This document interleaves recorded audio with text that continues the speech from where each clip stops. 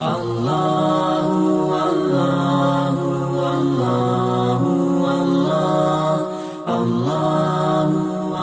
اللہ الرحمن الرحیم فمن اظلم ممن افترى علی اللہ کذبا، پھر اس سے زیادہ ظالم کون جو بہتان باندھے اللہ پر جھوٹا، او کذب بآیاتی یا جھٹلائے اس کے حکموں کو، اولئک ینالہم وہ لوگ ہیں کہ ملے گا ان کو نصیبہم من الکتاب جو ان کا حصہ لکھا ہوا ہے کتاب میں، حتیٰ اذا جاءتہم رسلنا یہاں تک کہ جب پہنچے ان کے پاس ہمارے بھیجے ہوئے، یتوفونہم ان کی جان لینے کو، قالوا این ما کنتم تدعون من دون اللہ تو کہیں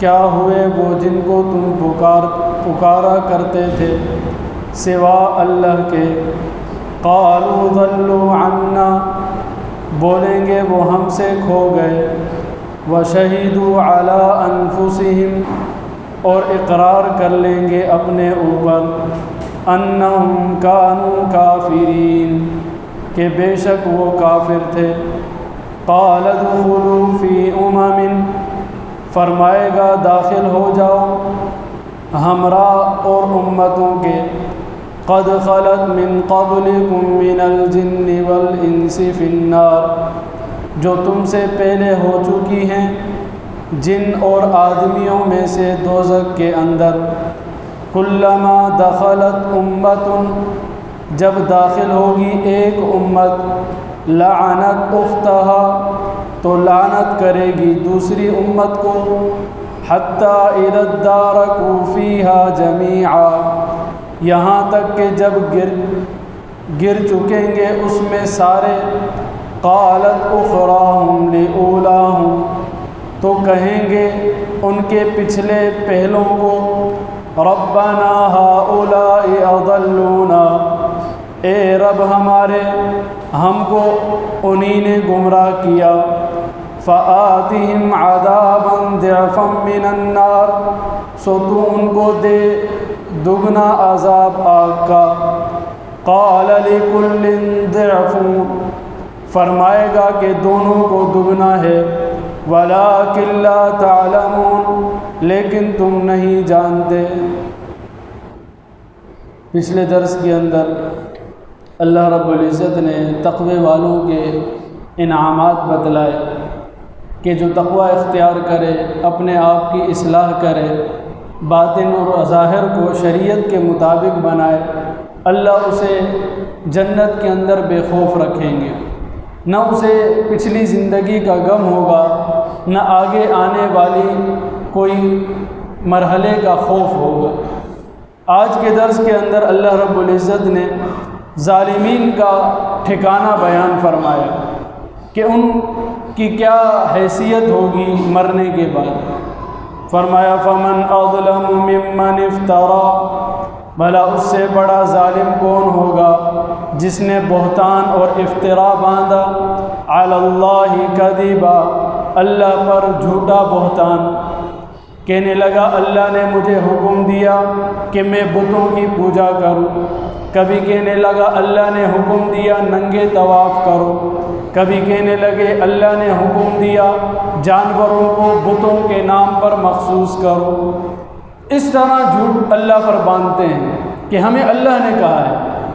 اللہ نے فرمایا اس سے بڑا اور ظالم کون ہوگا جو اللہ پر بہتان باندھے، اللہ پر جھوٹ بولو، او کذب بآیاتی یا اللہ کے حکموں کو جھٹلائے، ان کا انکار کرے، یا تو قولاً انکار کرے زبان سے، یا عملاً انکار کرے کہ اس کا عمل وہ شریعت کے مخالف ہے، شریعت سے ہٹ کر ہے، تو دونوں طریقے کا انکاری وہ جہنم کا مستحق ہے۔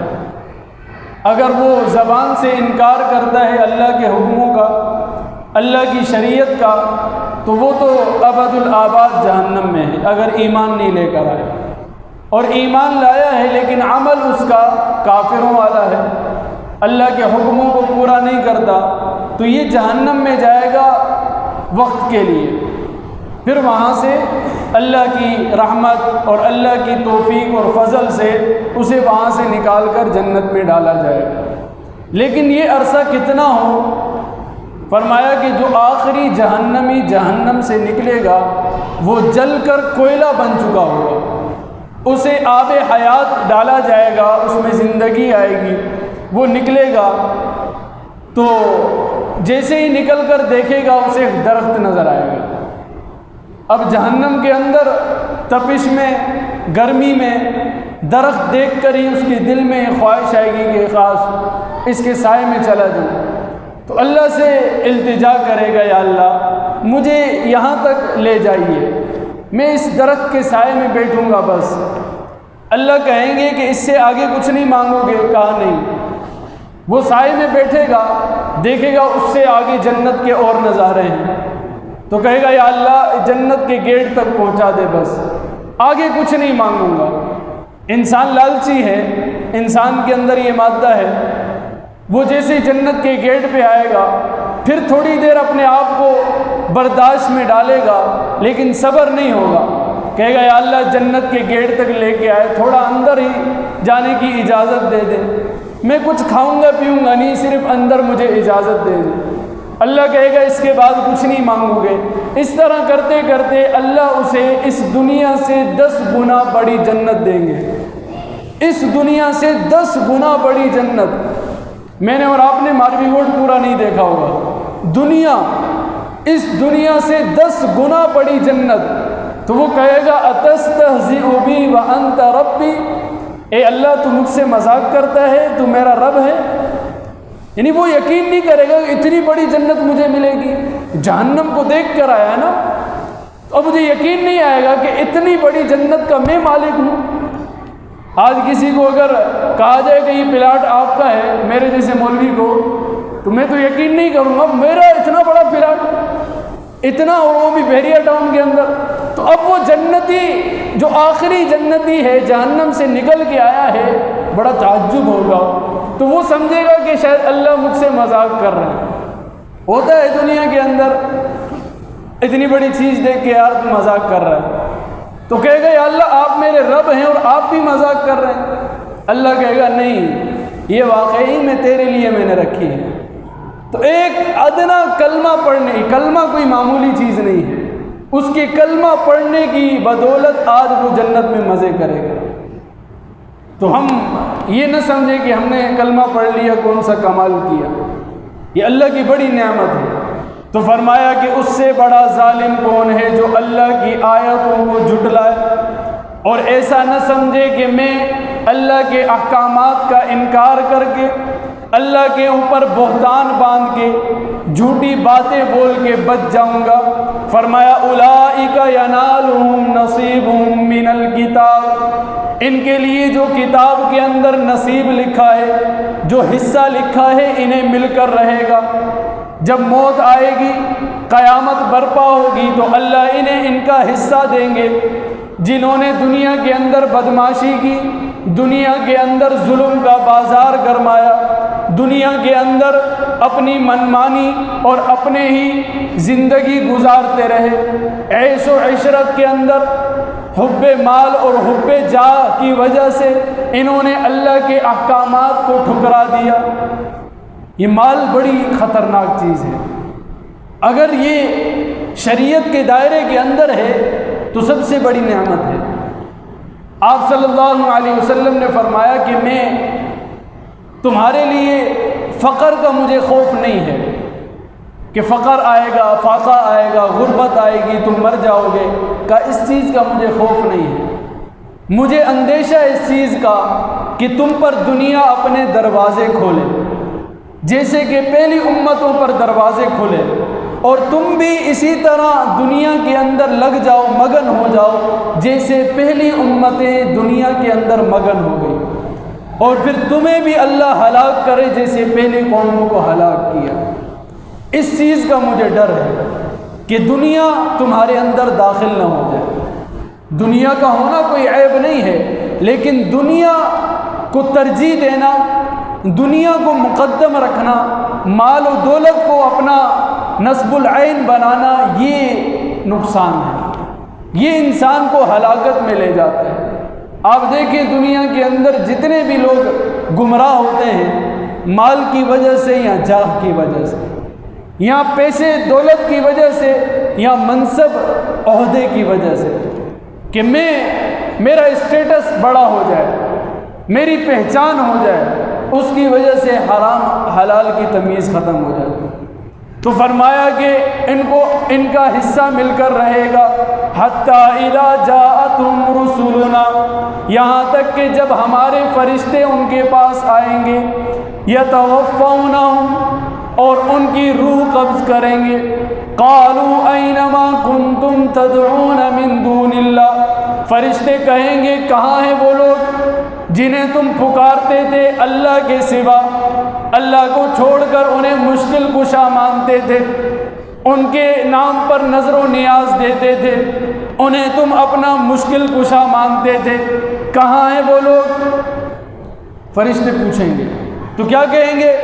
قالوا ضلوا عنا، کہیں گے کہ ہم سے گم ہو گئے، پتہ نہیں کہاں نظر نہیں آ رہے آج کل، جن پر ہم نے بڑی چادریں چڑھائی تھی، جنہوں نے بڑے دعوے کیے تھے کہ ہم تمہاری مشکلیں حل کریں گے، فلاں پیر تمہاری مشکلیں حل کرے گا، یا علی مدد کہو تمہاری مدد ہو جائے گی، یا غوث مدد کہو تمہاری مدد ہو جائے گی، بڑے بڑے ہمیں سبز باغ دکھائے تھے، قالوا ضلوا عنا، اس وقت کہیں گے آج گم ہو گئے، نظر نہیں آ رہے۔ یہ قرآن سنا رہا ہوں۔ تو اللہ رب العزت دیکھیں کتنا بہترین انداز ہے انسان کو سمجھانے کا۔ کوئی پرچے والا آپ کو نہیں بتاتا کہ اس طرح کرو گے تو پھر یہ ہوگا، وہ کہے گا یہ سوال ہے اس کا جواب لکھو۔ اللہ رب العزت کتنا بہترین انداز سے سمجھاتے ہیں کہ جس زندگی پر تم چل رہے ہو اس کا اختتام کیا ہے ہم بتاتے ہیں، اور یہ کوئی افسانی، کوئی خوابی باتیں نہیں ہیں، بلکہ قرآن ہے، حق اور سچ بات ہے۔ فرعون بھی جب مرنے لگا کیا کہا کہ اب میں ایمان لے کر آیا، اللہ نے فرمایا یہ لوگ پھر مرتے وقت یہ کہتے ہیں قالوا ضلوا عنا وشہدوا علی انفسہم، اپنے خلاف گواہی دیں گے انہم کانوا کافرین، کہ ہم کفر کرنے والے تھے، ہم نے انکار کیا، ہم نے بات نہیں مانی۔ اس وقت اللہ فرماتے تم یہی کرو گے، لیکن اس وقت کے پچھتانے سے اچھا ہے اب پچھتا لو۔ فرمایا قال ادخلوا فی امم، اب اللہ کیا حکم فرمائیں گے؟ اللہ فرمائیں گے ادخلوا، جہنم میں داخل ہو جاؤ، تم نے ہمارے حکموں کو نہیں مانا، تم نے ہماری باتوں کو نہیں مانا، قرآن کی آیات کو جھٹلایا، ادخلوا، جہنم میں داخل ہو جاؤ، فی امم قد خلت من قبلکم من الجن والانس، ان قوموں کے ساتھ، ان جماعتوں کے ساتھ جو جنوں میں سے ہیں اور انسانوں میں سے ہیں، جن لوگوں نے ہماری نافرمانی کی، ہمیں جھٹلایا، ان قوموں کے ساتھ تم شامل ہو جاؤ۔ تمہارا ٹھکانہ بھی قوم عاد اور قوم سمود کے ساتھ ہے، جنہوں نے ہمیں جھٹلایا اس قوم کے ساتھ تمہارا ٹھکانہ ہے، آج تم بھی ان کے ساتھ جہنم میں جلو گے۔ کلما دخلت امت لعنت اختها، اللہ فرماتے جب بھی کوئی جماعت جہنم کے اندر داخل ہوگی تو وہ دوسری جماعت کو لعنت کرے گی، برا بھلا کہے گی کہ ہم تمہاری وجہ سے گمراہ ہوئے، تم نے ہمیں گمراہ کیا، تم نے بڑے سبز باغ دکھائے، خواب ہمیں دکھائے کہ یہ کر لو، تم بس دنیا کے اندر جنت تمہاری ہے، 10 دن منا لو، 1 دن کا تم جو ہے وہ درگاہوں پہ گزار لو، جنت تمہاری ہے، تم نے بڑے خواب دکھائے، اس پر لعنت کریں گے۔ اور کیا کہیں گے؟ اللہ حتیٰ اذا ادارکوا فیہا جمیعا، یہاں تک کہ سارے جب داخل ہو جائیں گے، قالت اخراہم لاولاہم، تو پچھلے پہلوں سے کہیں گے کیا کہیں گے؟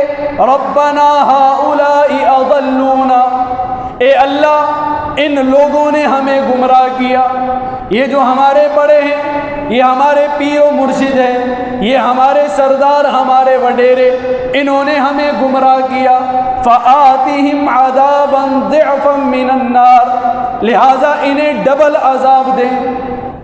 یہ اللہ سے درخواست کریں گے کہ اللہ انہوں نے ہمیں گمراہ کیا تو یہ زیادہ عذاب کے مستحق ہیں۔ اللہ کہیں گے قال لِكُلٍّ ضِعْفٌ، آج ہر ایک کے لیے ڈبل سزا ہے۔ اب ان لوگوں کے لیے جنہوں نے گمراہ کیا ڈبل سزا سمجھ آتی ہے کہ جن کو گمراہ کیا ان کی سزا ملے گی، اور جو گمراہ کیا اپنے عمل کی بھی سزا ملے گی، لیکن جو بعد میں آنے والے لوگ ہیں انہیں ڈبل کیوں سزا ملے گی؟ تو مفسرین کرام فرماتے ہیں اس کی وجہ یہ ہے کہ انہوں نے پچھلوں سے عبرت حاصل کیوں نہیں کی۔ انہوں نے دیکھا بڑی بڑی قومیں تباہ ہوئی، اللہ نے انبیاء بھیجے، انہیں عقل دی، زندگی اور مہلت دی کہ وہ اپنے عقل سے، اپنے حواس خمسہ سے محنت کر کے صراط مستقیم کا پتہ لگائیں کہ سیدھا راستہ کون سا ہے۔ انہوں نے عقل کا استعمال نہیں کیا۔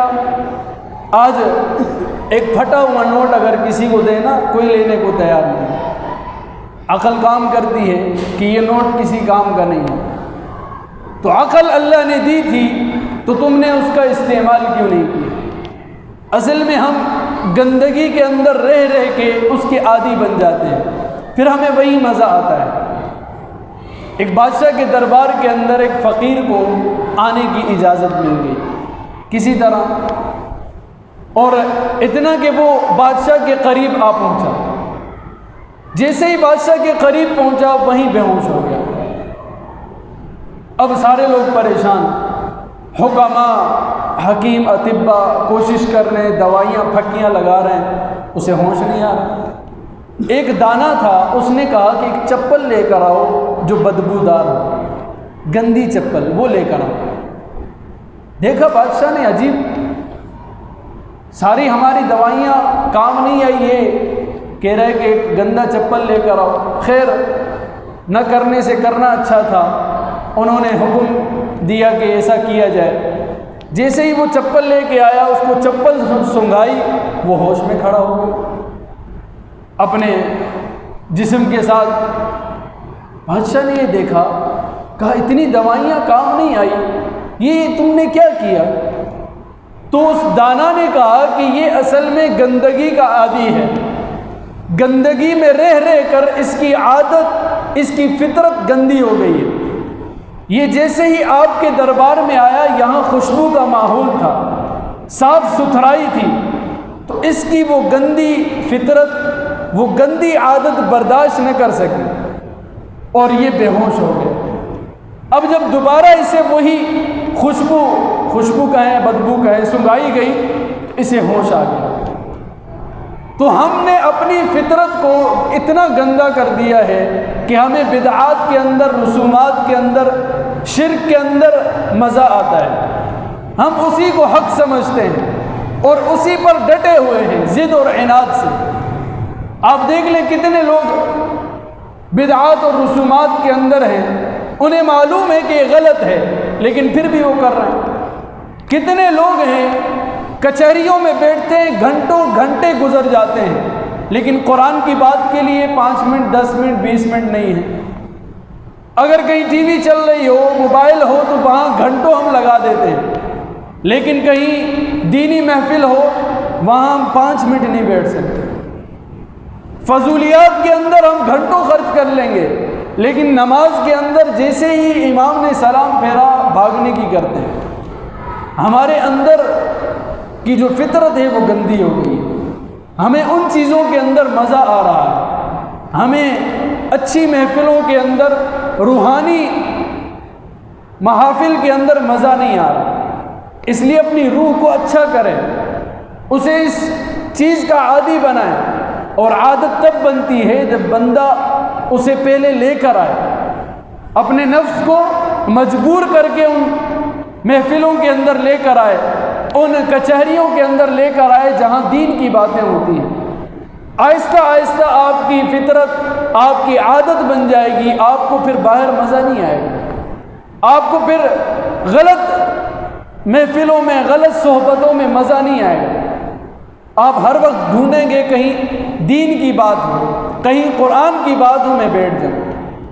تو فرمایا اللہ نے آج ہر ایک کے لیے ڈبل عذاب ہے، وَلَٰكِن لَّا تَعْلَمُونَ، لیکن تم یہ جانتے نہیں کہ آج ہم ہر ایک کو ڈبل عذاب دیں گے۔ وَقَالَتْ أُولَاهُمْ لِأُخْرَاهُمْ، تو پچھلے پہلوں سے کہیں گے فَمَا كَانَ لَكُمْ عَلَيْنَا، تمہیں ہم پر من فضل، کوئی فضل حاصل نہیں ہے، جو ہمیں عذاب ہو رہا ہے وہی تمہیں عذاب ہو رہا ہے، تمہیں یہ سوال کرنے کا کوئی فائدہ نہیں ہوا، اللہ سے فریاد کرنے کا کوئی فائدہ نہیں ہوا، آج تمہیں بھی وہی عذاب ہوگا۔